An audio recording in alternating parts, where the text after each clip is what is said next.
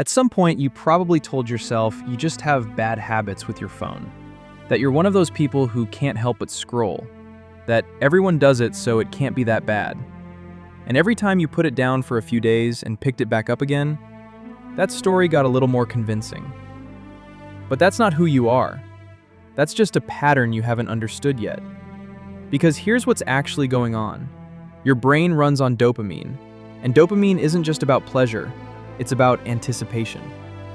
It fires hardest not when you find something good, but when there's a chance you might. Every scroll is a small gamble. Every refresh is a pull of a lever. Instagram, TikTok, YouTube, they didn't stumble onto this. They built entire teams around keeping that loop alive as long as possible. You were never just browsing. You were sitting at a slot machine designed by some of the smartest engineers in the world. Of course it got its hooks in. So the first thing to understand is this was never about willpower. The people who have broken this pattern didn't just try harder. They understood the game and stopped playing by its rules.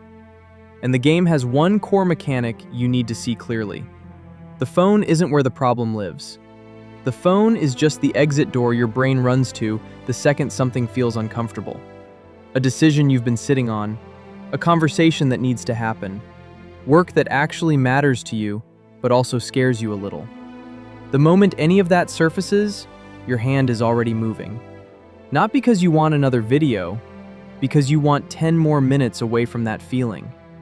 Which means the person who breaks this pattern isn't someone who just deleted the apps. It's someone who got honest about the door they keep running through and decided to stop. That's a different level of self-awareness, and it's available to you right now. Here's what that actually looks like in practice.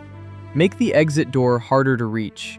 Delete the apps off your home screen, turn off every notification, add friction between you and the scroll.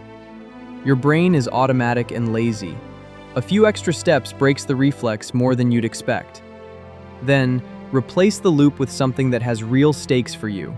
A skill, a project, something you actually care about building. Your brain needs anticipation. Give it something worth anticipating, something that's yours. The people who stop doom scrolling for good aren't the ones who went cold turkey and white-knuckled it. They're the ones who found something more interesting than the feed. And then, get specific about what you're avoiding.